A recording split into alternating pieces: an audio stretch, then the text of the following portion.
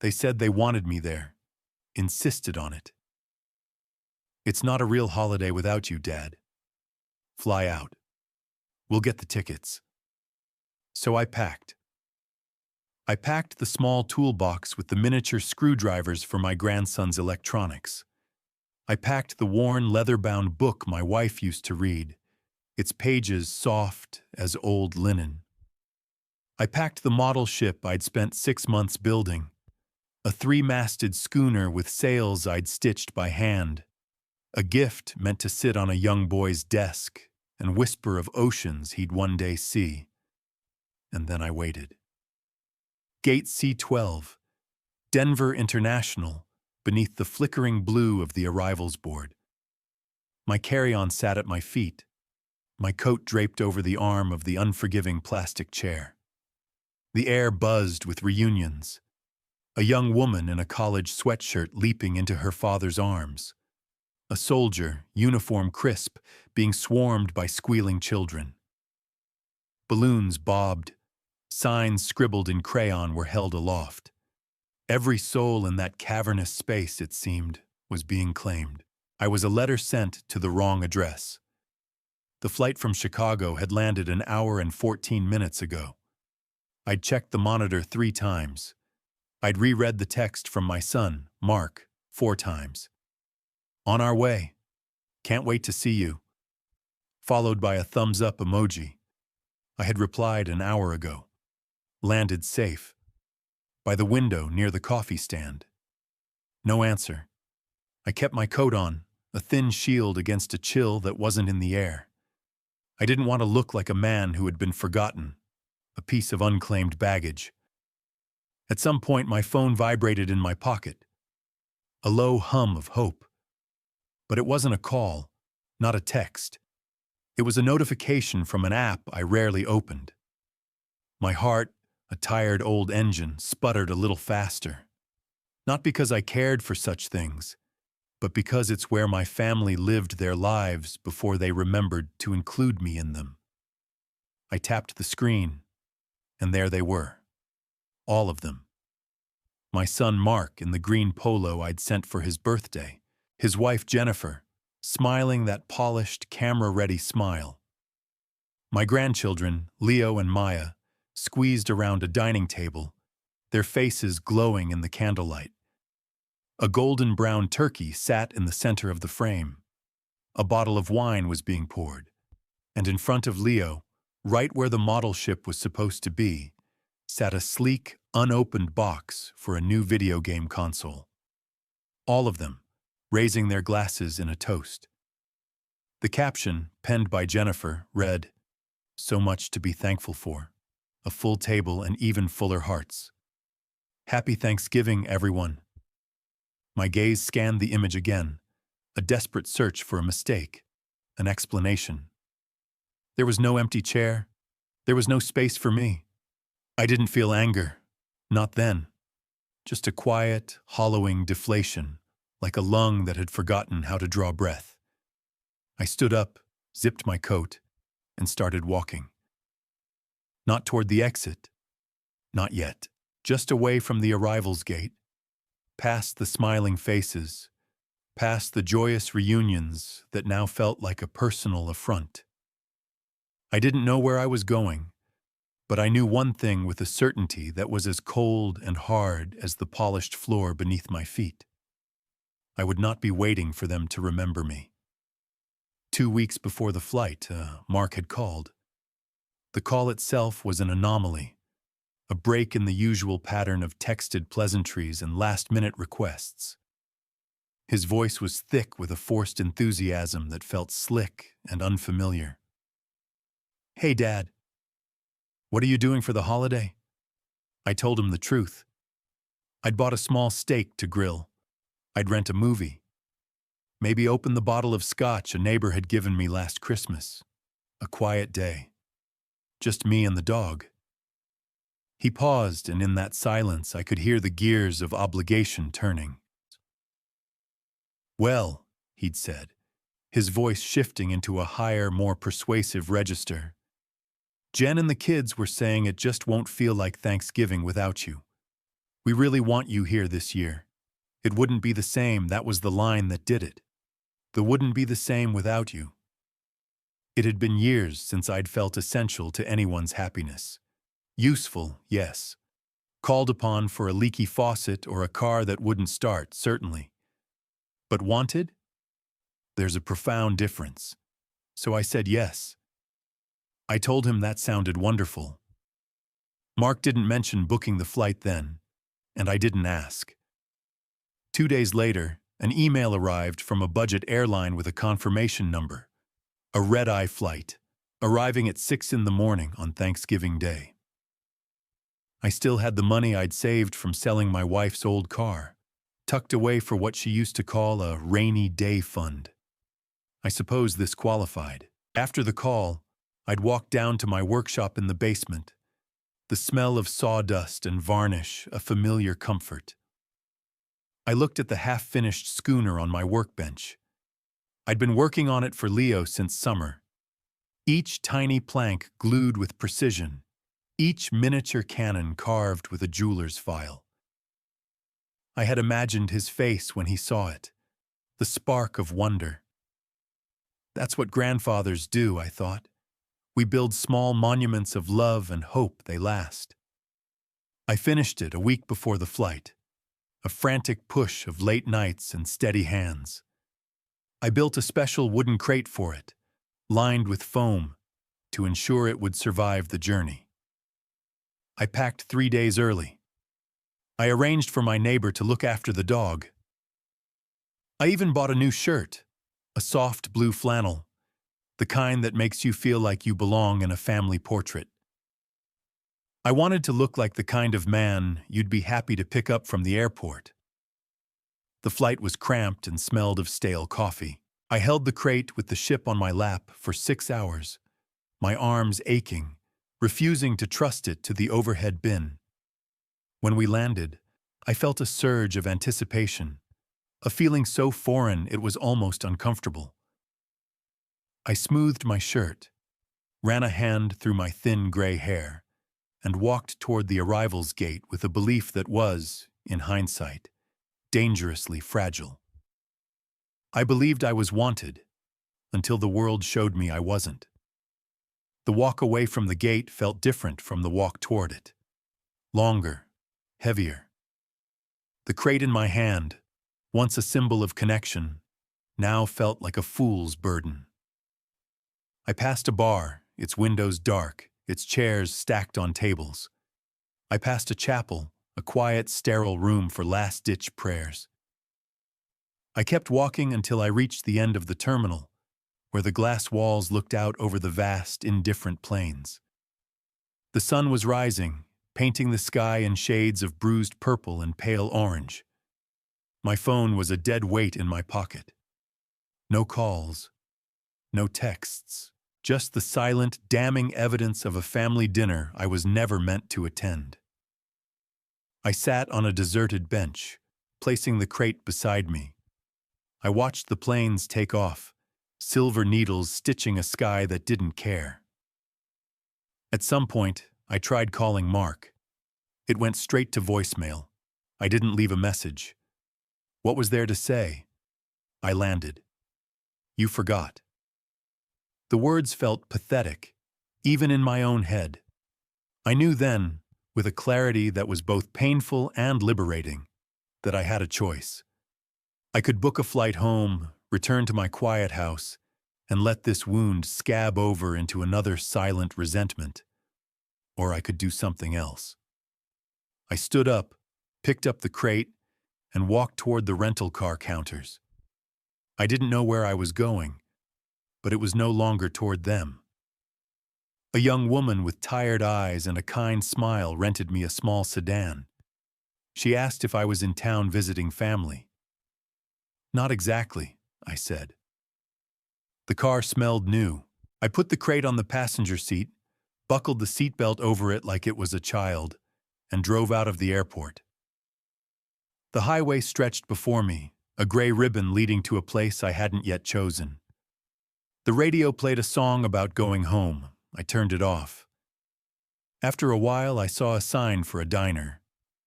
The Bluebird Cafe. The paint was peeling, and a neon coffee cup in the window flickered erratically. I pulled in. Inside, it was warm and smelled of bacon and bleach. A handful of truckers sat at the counter. A waitress who looked like she'd seen it all poured me a coffee without asking. "Happy Thanksgiving," she said, her voice raspy. "You too," I replied, the words feeling foreign in my mouth. I ordered pancakes. They came quickly, swimming in butter. I ate slowly, methodically. I didn't look at my phone. I didn't think about the family photo. I just focused on the taste of the coffee, the weight of the fork in my hand, the simple, undeniable fact of my own existence. The waitress returned. "You look like you're a long way from home," she said. "Further than you know." She refilled my cup. "Well, wherever you're headed, I hope you find what you're looking for." I looked out the window at the car, at the wooden crate on the passenger seat. Maybe I already had. I wasn't a father waiting to be remembered. I was just a man, eating pancakes in a diner on a cold Thanksgiving morning, finally, blessedly, on his own. I paid the bill and left a tip that was far too generous. The waitress just nodded as if she understood it wasn't about the money. Outside, the air was sharp, clean. I got back in the car and looked at the crate beside me. I thought about Leo's face, the one I had imagined for months.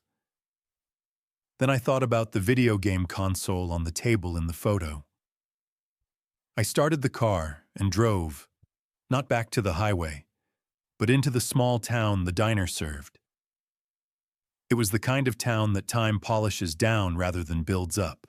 Brick storefronts, a single traffic light, a town square with a sad-looking fountain. I saw a small park with a playground. A few kids were there, bundled in coats, their parents watching from a bench. I pulled over. I sat in the car for a long time, just watching. One boy, maybe 8 or 9 years old, was playing alone by the swings, pushing a small toy truck through the dirt. I got out of the car, carrying the crate. I walked over to the bench where a young woman was sitting, scrolling on her phone. "Excuse me," I said. She looked up, startled. I nodded toward the boy. "Is he yours?" She nodded, a flicker of suspicion in her eyes. "I have something for him," I said, and before she could protest, I placed the crate on the bench and opened it. The schooner gleamed in the pale morning light. The woman gasped. The boy, noticing, ran over. His eyes went wide. He reached out a hesitant finger and touched the hull. "Did you make that?" he whispered. I nodded. "It's for you," I said, "if you'll have it." He looked at his mother, who was staring at me, her expression a mixture of confusion and awe.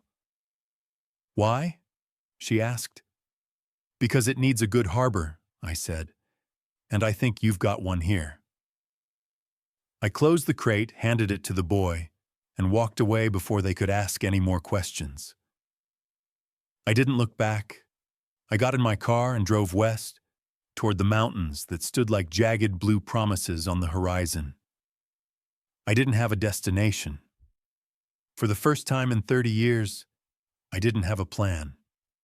But as I drove, with the sun on my face and an empty passenger seat beside me, I felt a strange sense of lightness. The weight of expectation had been lifted. The ship had sailed.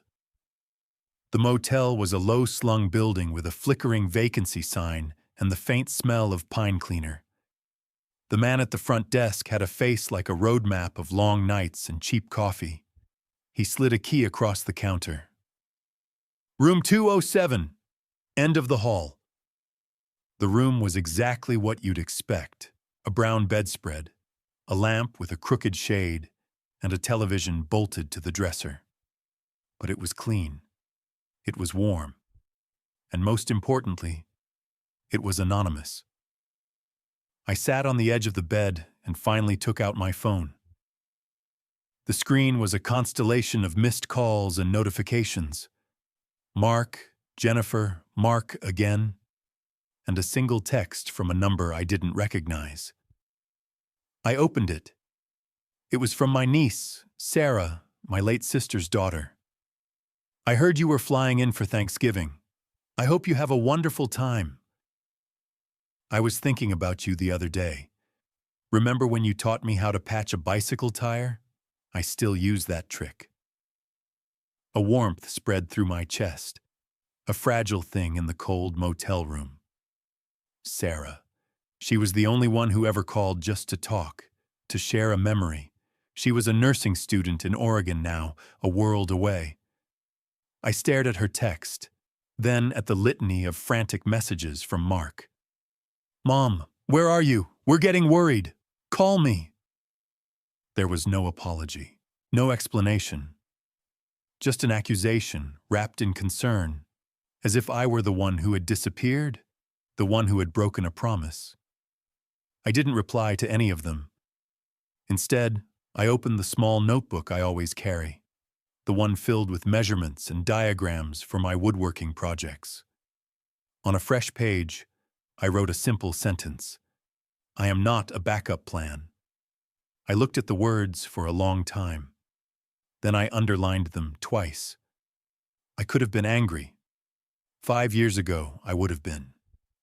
I would have seethed in silence, letting the injustice curdle into a familiar, bitter resentment.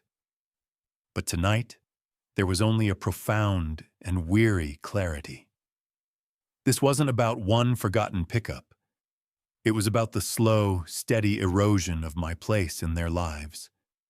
It was the birthdays they were too busy for, the Father's Days acknowledged with a gift card in the mail.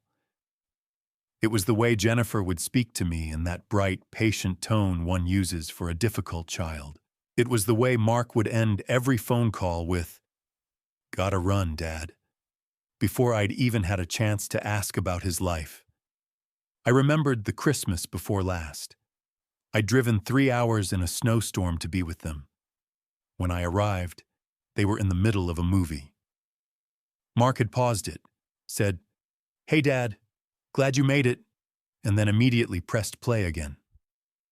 I sat on the unfamiliar sofa, my coat still damp, and watched the flickering screen, a ghost at their feast. I remembered Leo's 8th birthday. I'd spent weeks building him a wooden fort in my backyard, complete with a rope ladder and a flag. I'd invited them over for the grand reveal. They never came. Jennifer texted that afternoon. "Leo has a stomach bug. We'll have to do a rain check." They never rescheduled. The fort stood in my yard for a year, its flag fading in the sun, until I quietly took it down, piece by piece. And still, I kept trying. I kept building. I kept packing. I kept showing up. Until today. Maybe it takes being left alone in a city you don't know to finally see the architecture of your own life, to notice the cracks in the foundation, the doors that only open from one side. I looked around the cheap motel room. It was the most honest place I'd been in a long time. I got up, made a cup of instant coffee from the packet by the sink, and sat back on the bed. I had no idea what I was going to do tomorrow, but for the first time, it didn't feel like a problem to be solved. It felt like a possibility. The morning was cold and bright, the kind of mountain air that feels like a clean slate. I woke before the sun, a habit from a lifetime of purpose. For a moment, I lay in the unfamiliar bed and listened to the silence. No dog whining to be let out, no hum of the furnace, just the quiet rhythm of my own breathing. I made another cup of bad coffee and stood by the window, watching the sky turn from inky blue to a soft, hopeful gray. At 7:30, my phone buzzed. A text from Mark. "Dad, seriously, this isn't funny anymore. Jen is a wreck. We thought your flight was for Friday. There was a mix-up with the booking. Can you just come to the house? The kids miss you. No mention of the photo. No apology for the full table, for the life they were celebrating without me. Just a flimsy excuse and a demand. Can you? I set the phone down on the nightstand, face down. I didn't answer. Instead, I showered, put on my new flannel shirt, and went out to find breakfast. I found a small diner a few miles down the road, this one filled with locals in cowboy hats and down vests. I sat at the counter and ordered oatmeal. The man next to me, a rancher by the look of his hands, nodded a good morning. We ended up talking for half an hour about the price of lumber and the stubbornness of old trucks. He didn't ask where I was from or where I was going. He just treated me like a man who had a right to be there. It was a simple thing, a moment of casual respect from a stranger, but it felt more real than anything my own son had said to me in years. After breakfast, I knew I couldn't stay in that town. It was a holding pattern, a place to catch my breath. I needed to be moving. I got in the car and kept driving west, deeper into the mountains. The road twisted and climbed, leaving the flatlands behind. I drove for hours with no music, just the sound of the engine and the vast, silent landscape unfolding around me. The world felt bigger out here, and my own problems smaller. Sometime in the afternoon, I pulled over at a scenic viewpoint. I got out and walked to the railing. The valley spread out below me, a tapestry of dark green forests and sun-drenched meadows. The air was thin and cold. I stayed there for a long time, just breathing. My phone buzzed again in my pocket. I ignored it. I was no longer on their time. I was no longer waiting for their signal. I was operating under my own power now, and I wasn't sure where I was going, but I knew I wasn't turning back. I thought about Sarah, my niece, about her text. Remember when you taught me? She was the only one who seemed to remember the man I used to be, the man who knew how to fix things, who had knowledge to share. A thought began to form, a quiet, radical idea. I didn't have to go home. I didn't have to go anywhere I was supposed to be. I could go somewhere I was wanted. I got back in the car, pulled out my map, and found the state of Oregon. It was a long way off, a ridiculous idea, but it felt right. I started the car and pointed it northwest. For the first time in what felt like a lifetime, I was driving toward a destination of my own choosing, not as a guest, not as an obligation, but as a man with a purpose. I was going to see my niece. I was going to see the person who remembered me. The drive took 3 days, 3 days of truck stops and cheap motels, of long stretches of highway where the only company was the setting sun. It was a pilgrimage of sorts. With every mile I put between myself and Denver, I felt a layer of myself being stripped away.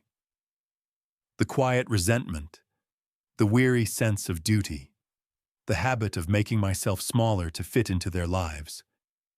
It all peeled away like old paint, leaving something raw and new underneath. I didn't speak to my family. I kept my phone off, tucked away in my suitcase. Their frantic energy couldn't reach me here. The silence was a balm. I thought about my wife, Eleanor. She would have loved this. The open road, the sense of adventure. She was the one who had always pushed me to be bigger, bolder. After she was gone, I think I folded in on myself, became the quiet, dependable man everyone expected me to be. I had forgotten the man she had loved. On the second day, I was somewhere in Wyoming, eating a sandwich at a dusty roadside picnic table. An old man with a long white beard sat at the next table, sketching in a notepad. He caught me looking and held it up. It was a beautiful, detailed drawing of a hawk. "See them all the time out here," he said. "Most people just drive right by, Don't look up. We talked for a while. He was a retired professor, traveling the country, drawing birds. He told me about the time he'd spent a week in a blind just to get a glimpse of a California condor. His eyes lit up when he spoke about it, a passion that age had not diminished. You gotta have something that's yours, he said, packing up his pencils, or you'll forget who you are. His words stuck with me for the rest of the drive. What was mine? My workshop, yes. My memories. But I had let my world shrink to fit the small space they had allotted me. I hadn't looked up in a long time. I arrived in Portland on a Sunday afternoon. The city was green and wet. A world away from the dry plains of Colorado, I found a small, clean motel on the outskirts of town and called Sarah. Uncle James? Her voice was a mixture of shock and delight. Where are you? About 10 miles from your apartment, I said. There was a stunned silence. You're here? In Portland? I am. But why? I was in the neighborhood, I said, and for the first time in days, I heard myself laugh. And I remembered you know how to make a decent cup of coffee. We met at a cafe near her campus. She was thinner than I remembered. Her hair cut short, but her eyes were the same, bright and full of a fierce intelligence. She hugged me tightly, a real hug, the kind that anchors you. I can't believe you're here, she said, pulling back to look at me. You look different. Different how? I don't know, she said, studying my face. Younger, maybe. Less tired. We talked for 3 hours. She told me about nursing school, about the grueling shifts and the small victories. She told me about her apartment, her cat, her dream of working in a pediatric oncology ward. She asked me about my trip, and I told her the truth. Not the angry, bitter version, but the quiet, factual one. I landed. They weren't there. I saw a picture, so I decided to go somewhere else. She listened without interrupting, her expression shifting from sympathy to a slow-burning anger on my behalf. That's what they do, she said quietly when I finished. They just forget. They get so wrapped up in their own lives they forget other people exist. She shook her head. My mom used to say they were a family of beautiful, careless people. The phrase hung in the air between us. Beautiful, careless people. It was the most accurate description I had ever heard. That evening, she took me to her apartment, a small, cluttered space that felt alive and full of warmth. Her cat, a fat orange tabby, immediately curled up on my lap. We ordered pizza and watched an old black-and-white movie. It was the most comfortable I had felt in a home in years. I wasn't a guest. I wasn't an obligation. I was just Uncle James, the man who knew how to patch a tire, sitting on a lumpy sofa with a cat on his lap. Finally seen. I stayed in Portland for a week. I told myself it was just a visit, a temporary stop. But each day, the thought of returning to my old life felt more and more like putting on a suit that no longer fit. I helped Sarah fix a leaky faucet in her bathroom. I built her a set of sturdy wooden shelves for her textbooks. My hands, idle for too long, reveled in the familiar work. I was useful again, but this time it was different. It wasn't an expectation. It was a gift, freely given and gratefully received. We spent the weekend exploring the coast. We walked on a cold, wind-swept beach, the Pacific Ocean roaring in our ears.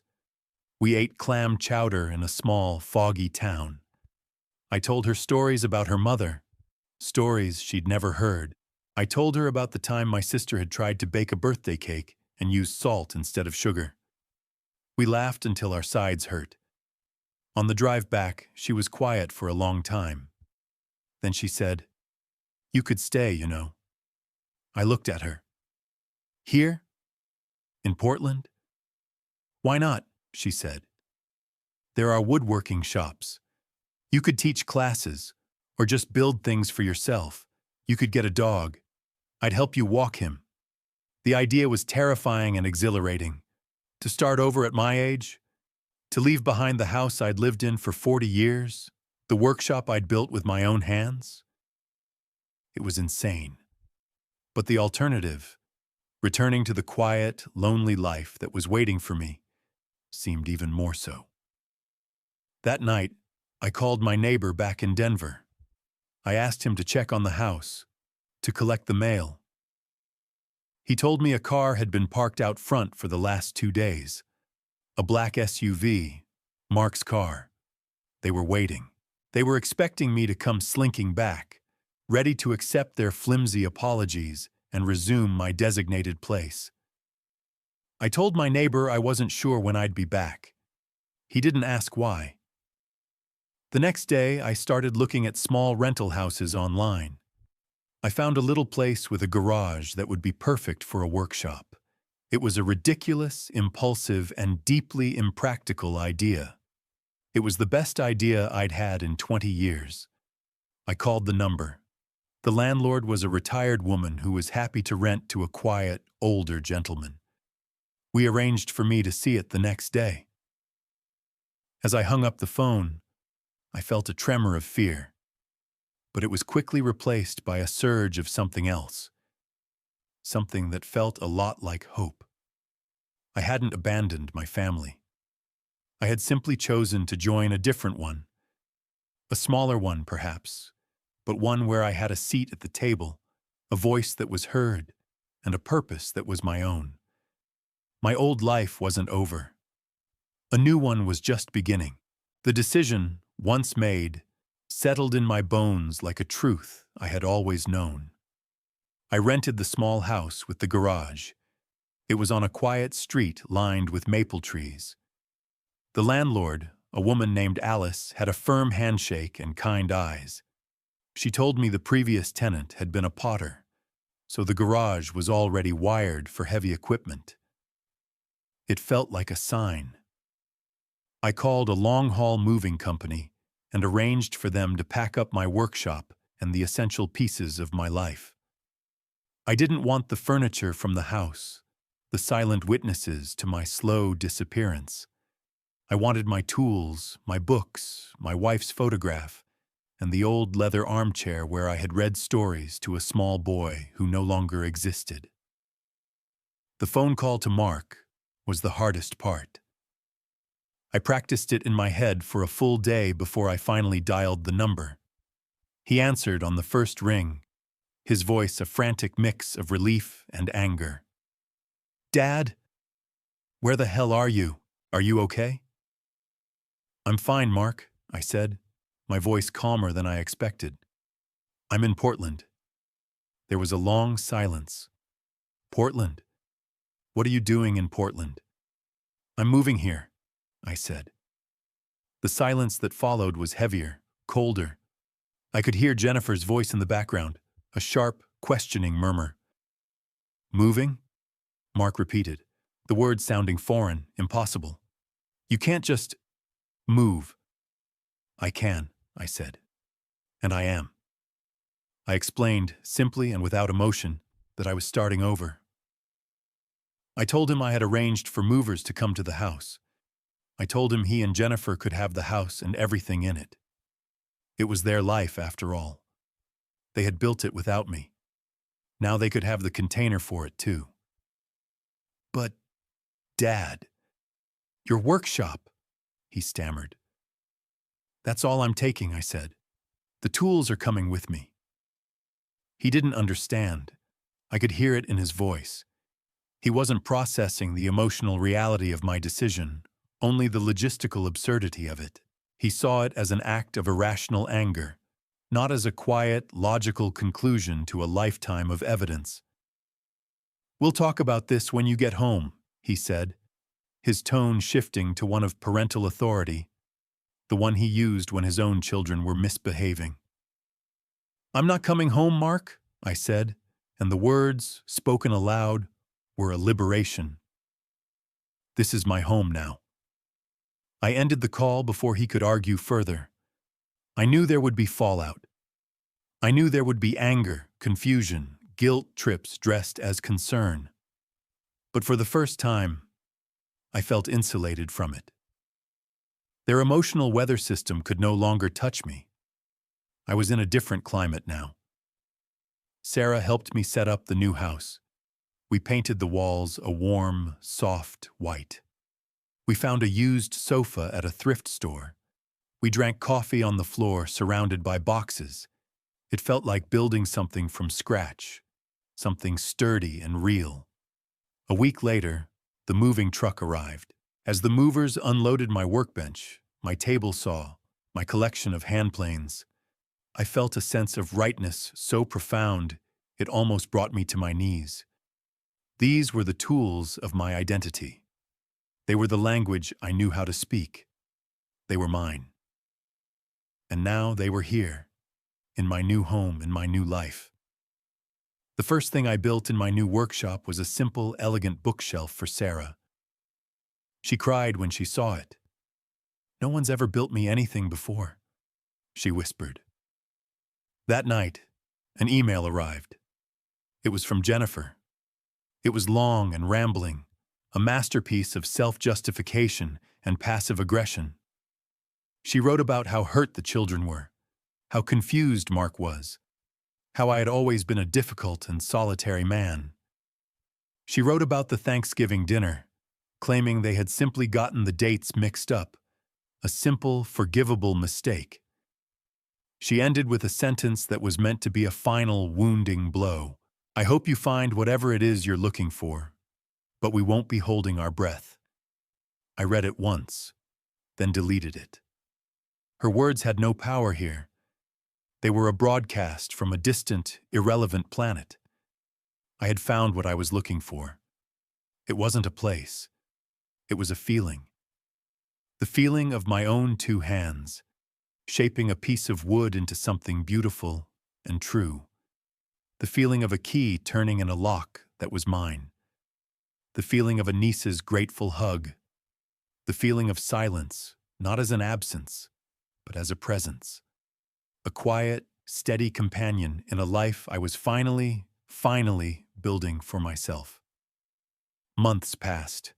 The raw, sharp edges of my new life began to soften into a comfortable routine. I joined a local woodworking guild, a group of old men who smelled of sawdust and turpentine and argued passionately about the merits of dovetail joints. I started teaching a beginner's class on a Saturday morning. My students were young, eager, and refreshingly respectful. They called me Mr. Henderson, and they listened when I spoke. They saw me not as a relic, but as a resource, a man with knowledge worth having. I adopted a dog from the local shelter, a scruffy, one-eyed terrier mix I named Eleanor after my wife. She would have appreciated the joke. We walked every morning in the park by the river, the Oregon mist cool on our faces. It was a simple life, a quiet one, but it was profoundly mine. I spoke to Sarah every few days. She would come over for dinner once a week, bringing stories from the hospital, her youthful energy a bright spark in my quiet house. She was my family now, not a replacement, but the real thing. A connection built on mutual respect and genuine affection, not on obligation or shared history. The calls from Mark had stopped. After a flurry of angry, confused voicemails in the first few weeks, there had been silence. I knew he had put the house up for sale. My old neighbor kept me informed. I felt a pang of sadness, not for the house itself, but for what it represented. A family that had come undone, not with a bang, but with a slow, silent unraveling. On a rainy Tuesday in April, a package arrived. It was a large, flat envelope with Mark's handwriting on it. My first instinct was to throw it away unopened. But curiosity, a stubborn old weed, got the better of me. I opened it. Inside was a single piece of paper. It was a drawing, a child's drawing, done in crayon. It depicted two stick figures, a small one with a wild scribble of brown hair, and a tall one with gray hair holding hands. The tall one was holding a toolbox. At the bottom, in shaky block letters, was a single word: Grandpa. My breath caught in my chest. It was from Leo. Tucked behind the drawing was a short, handwritten note from Mark. "Dad," it began. "I don't know what to say. Nothing I can say can fix what I broke. But Leo drew this in school last week. They asked him to draw a picture of his hero. He talks about you all the time. He asks when we're going to see you. I don't know how to answer him. I miss you. I'm sorry. I was a bad son." The words were simple, clumsy, but they were honest. It was the apology I had waited years to hear. Not an excuse, not a justification, but a confession. I sat there for a long time, holding the drawing in my hand, the crayon stick figures blurring through the tears that I hadn't realized were falling. They weren't tears of sadness. They were tears of release. I thought about the model ship, the one I had given away to a stranger's child. I had thought of it as an ending, a final, symbolic severing of a tie. But maybe it wasn't. Maybe it was just a letting go of an expectation. The love, the desire to connect, that was still there. It had just been blocked, dammed up by years of neglect. That evening, I did something I hadn't thought I would ever do. I picked up the phone and called Mark. He answered immediately, his voice tight with anticipation. "Dad?" "Hi, Mark," I said. "I got the drawing." There was a long pause. I could hear him breathing, a shaky, uneven sound. "He misses you," he said quietly. "I miss him too," I said. And then I said the words that I knew would change everything. The words that I was finally ready to say, not as an obligation, but as a choice. "Maybe you and Leo could come for a visit sometime? I have a new workshop. I could teach him how to build something." The sob that broke from him was a raw, painful sound, but it was also a sound of hope. It was the sound of a bridge being built, plank by plank, across a chasm of silence. My new life wasn't about erasing the old one. It was about finding the strength to build a better one, on my own terms, in my own time, in a place where I was not just needed, but truly, finally, wanted. The visit was planned for the summer. It gave us time for the raw emotions to settle, for the new reality to take root. We spoke on the phone once a week. The conversations were awkward at first, stilted and careful. We were like two strangers learning a new language. We didn't talk about the past. We didn't talk about Jennifer or the house or the missed Thanksgiving. We talked about small things, the weather, the dog, the cedar birdhouse I was building. Mark told me about a difficult project at work. He told me Leo had made the soccer team. Slowly, cautiously, we began to piece together a new kind of relationship, one built on the shaky foundation of a hard-won truth. Jennifer did not come on the trip. It was just Mark and Leo. I met them at the Portland airport, in the same kind of arrivals hall where I had once been forgotten. This time, I was the one waiting. When Leo saw me, his face lit up. He ran and threw his arms around my legs, burying his face in my coat. "Grandpa," he mumbled. I rested my hand on his head, my heart a painful, beautiful ache in my chest. Mark stood back, watching us, his face a complex map of regret and hope. He looked older, more tired than I had ever seen him. The carelessness had been burned out of him. "Hi, Dad," he said, his voice quiet.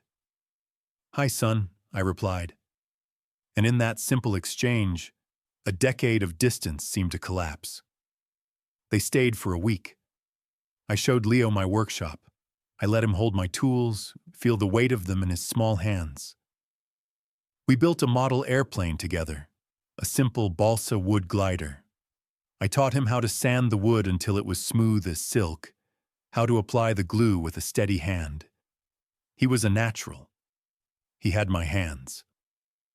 One afternoon, while Leo was in the yard flying his glider, Mark and I sat on the porch.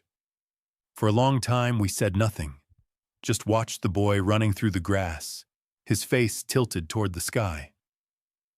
"I never understood," Mark said finally, his gaze fixed on his son. "I never understood what you were trying to give us." "It wasn't about the things I built," I said. "It was about the building." He nodded slowly. "I know that now." He turned to look at me, his eyes clear and direct for the first time in years. "Can you forgive me?" I thought for a moment. I thought about the cold airport, the empty passenger seat, the years of quiet heartache.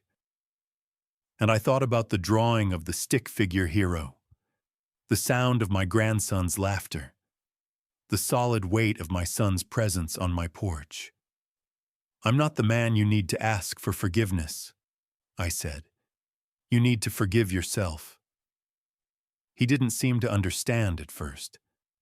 "The man you were, he was doing the best he could with what he had," I continued. "But he was careless. He was blind. You're not that man anymore. You can choose to be someone different, someone better. That's all the forgiveness I need." He didn't reply, but I saw a subtle shift in his posture, a release of a tension he had been carrying for a long time. The rest of the week passed in a comfortable, quiet rhythm. We cooked together. We took the dog for walks. We acted like a family. Not the loud, chaotic, picture-perfect family from Jennifer's social media posts, but something quieter, more real. A family that was learning how to be present, how to listen, how to see. On their last day, Leo gave me a hug that nearly cracked my ribs. "When can I come back?" he asked. "As soon as you can," I said. "The workshop is always open." Mark and I shook hands at the airport. It felt more intimate than a hug. "Thank you, Dad," he said. "For what?" "For showing me how to build something that lasts." As I watched their plane take off, I didn't feel a sense of loss. I felt a sense of peace. My life in Denver was over. That chapter was closed. But the story wasn't finished. It was just entering a new, more hopeful phase. I had lost a house, but I had gained a home. I had lost a role, but I had found myself. And if you're out there, if you've ever felt like a piece of unclaimed baggage in your own life, if you've ever waited for a call that never came, listen to me. You do not need their permission to depart. You can book your own flight. You can choose your own destination. You can build your own harbor. Your tools are in your hands. All you have to do is start.